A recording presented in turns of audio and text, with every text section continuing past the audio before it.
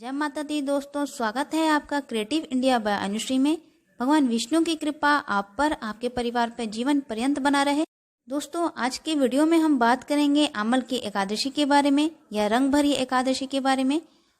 दोस्तों, आमल की एकादशी का मतलब होता है कि इस दिन आंवले के पेड़ की पूजा की जाती है और साथ ही भगवान विष्णु जी की पूजा की जाती है। इस एकादशी को रंग भरी एकादशी भी कहा जाता है क्योंकि होली के 9 दिन के बीच में ही ये एकादशी पड़ती है, इसलिए इसे रंग भरी एकादशी कहा जाता है। होली को रंगों का त्योहार माना जाता है। आमल की एकादशी का व्रत हर साल फागुन की शुक्ल पक्ष की एकादशी तिथि के दिन रखा जाता है। ये एकादशी इस बार 25 मार्च को है और इस दिन भगवान विष्णु के साथ आंवले की पेड़ की पूजा की जाती है। एकादशी का व्रत करने से चारों पुरुषार्थ यानी धर्म, अर्थ, काम और मोक्ष की प्राप्ति होती है। ये एकादशी का व्रत हर मनोकामना को पूर्ण करने वाला व्रत माना जाता है। सभी व्रतों का श्रेष्ठ व्रत होता है एकादशी व्रत। यह व्रत व्यक्ति को अच्छे मार्ग पर चलने का मार्ग दिखाता है। इस व्रत को रखने से आपके जीवन में आर्थिक स्थिति ठीक होगी, धन धान्य में वृद्धि होती है, उत्तम वैवाहिक जीवन और दाम्पत्य जीवन सुखी होता है। और यदि किसी को मोक्ष की प्राप्ति चाहिए तो वह आंवले की एकादशी का व्रत जरूर करें। ये बहुत ही आसान मार्ग है। इस आमल एकादशी का बहुत ही बड़ा महत्व है। कहा जाता है कि जब सृष्टि की रचना के समय भगवान विष्णु ने आंवले को पेड़ के रूप में प्रतिष्ठित किया था, इसलिए आंवले के पेड़ में ईश्वर का स्थान माना गया है। आमल एकादशी के दिन आंवले के पेड़ के नीचे बैठकर भगवान विष्णु का पूजन करने से सभी मनोकामनाएं पूर्ण होती हैं। भगवान विष्णु माँ लक्ष्मी की कृपा बनी रहती है। उनके जीवन में हमेशा सुख समृद्धि का वास बना रहता है। आमल एकादशी का व्रत रखने वालों को या एकादशी के दिन आंवले की पूजा करने वालों को मोक्ष की प्राप्ति होती है। अब बात करते हैं आमल एकादशी के दिन आंवले के पेड़ की पूजा आपको कैसे करनी है और साथ ही भगवान विष्णु की पूजा कैसे करें। दोस्तों, एकादशी का व्रत रखने से पहले या किसी भी व्रत को रखने से पहले, पूजा पाठ करने से पहले कुछ नियम होते हैं, जिन नियमों को पालन करना हमारे लिए आवश्यक होता है। दोस्तों, आमल एकादशी का व्रत रखने से पहले या किसी भी व्रत या पूजा पाठ रखने से पहले कुछ नियम होते हैं, जिन नियमों का पालन करना हमारे लिए आवश्यक होता है। तो आपको व्रत रखने से एक दिन पहले सात्विक भोजन करना होता है। ब्रह्मचर्य का पालन करिए। श्री हरि विष्णु भगवान का सुमिरन करते रहें। उनके मंत्रों का जाप मन ही मन स्मरण करते रहें। ओम नमो भगवते वासुदेवाय नमः का जाप करते रहें। अगले दिन सुबह जल्दी उठकर स्नानादि क्रिया से निवृत्त होकर मंदिर में जाएं। मंदिर की जगह को साफ सुथरा करें। गंगा जल से जरूर छिड़काव करें ताकि वहां की जो भी अशुद्धियां हो वह खत्म हो जाए, दूर हो जाए। हाथ में जल लेकर या पुष्प लेकर व्रत का संकल्प लें और श्री विष्णु भगवान की आराधना करें। भगवान विष्णु को पीले फूल अर्पित करें। श्री हरि विष्णु को हल्दी, चंदन, अक्षत से तिलक करें। श्री हरि विष्णु का दीपक जलाते समय दीपक में घी के साथ हल्दी जरूर डालें। हल्दी को शुभ माना जाता है। ऐसा करने से श्री विष्णु भगवान प्रसन्न होते हैं, उनकी कृपा प्राप्त होती है। पीपल के पत्ते पर दूध और केसर से बनी मिठाई रखकर श्री हरि विष्णु का भोग लगाएं, उन्हें अर्पित करें। फिर साथ ही आंवले की भी पूजा करें।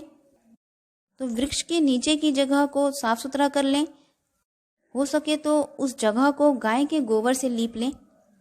फिर वहीं श्री हरि विष्णु की प्रतिमा रखकर साथ ही उनकी भी पूजा करें। श्री हरि विष्णु के भोग में तुलसी के पत्ते का जरूर प्रयोग करें। बिना तुलसी के पत्ते का श्री हरि विष्णु भोग स्वीकार नहीं करते हैं, उसे ग्रहण नहीं करते हैं।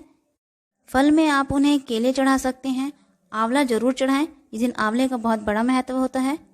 और भगवान विष्णु के साथ लक्ष्मी जी की पूजा करें और साथ ही गोमती चक्र और पीली कौड़ी की भी पूजा करें। के बाद भगवान विष्णु माँ लक्ष्मी के पूजन करने के बाद उनकी आरती करें, उनके मंत्रों का जाप करें और आमल एकादशी की व्रत कथा करें। आमल एकादशी की कथा सुनने से, ये कथा पढ़ने से सभी मनोकामनाएं पूर्ण होती हैं।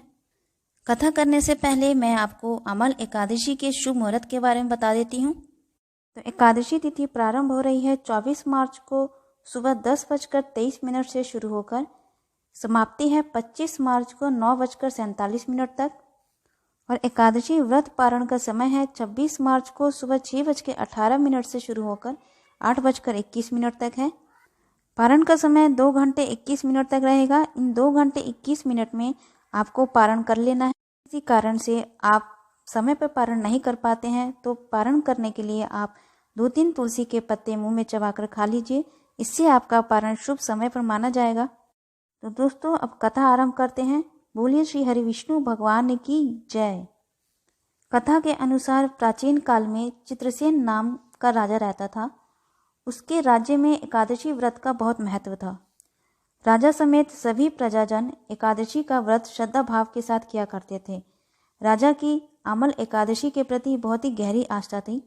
एक बार राजा शिकार करते हुए जंगल में बहुत दूर निकल गए। उसी समय कुछ जंगली और पहाड़ी डाकुओं ने राजा को घेर लिया और डाकू शस्त्रों से राजा पर प्रहार करने लगे। पर जब डाकू राजा पर प्रहार करते वह शस्त्र ईश्वर की कृपा से पुष्प में परिवर्तित हो जाते, यानी वे शस्त्र फूल में बदल जाते थे। डाकुओं की संख्या अधिक होने के कारण राजा संज्ञाहीन होकर भूमि पर गिर गए।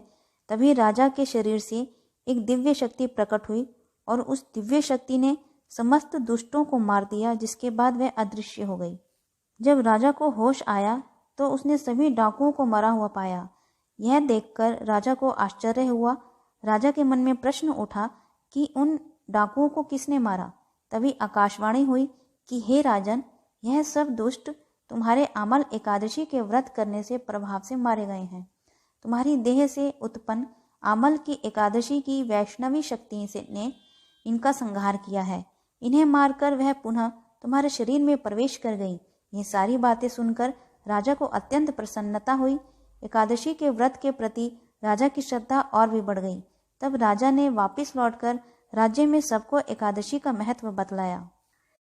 इस कथा के अनुसार आमल एकादशी का व्रत रखने वालों को कोई भी संकट या कोई कष्ट उन्हें घेर नहीं सकते। उनके साथ श्री हरि विष्णु भगवान की कृपा सदा सर्वदा बनी रहती है। फिर आप पूरा दिन व्रत रखने के बाद पूजा आरती कथा करने के बाद से अगले दिन सुबह जल्दी उठकर श्री हरि विष्णु की विधिवत पूजा करें, आंवले की भी पूजा करें।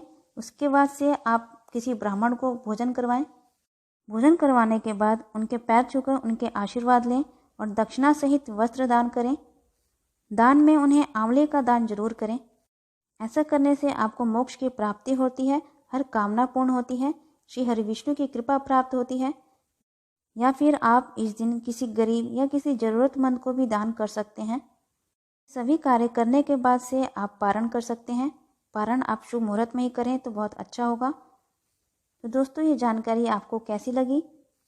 अगर वीडियो आपको अच्छा लगा तो प्लीज़ मेरी वीडियो को ज़्यादा से ज़्यादा लाइक करें, शेयर करें, सब्सक्राइब करिए मेरे चैनल को, बेल आइकन को ज़रूर दबाइए ताकि आने वाली हर पहली वीडियो आपको मिलती रहे। तो मिलते हैं अगले वीडियो में। जय माता।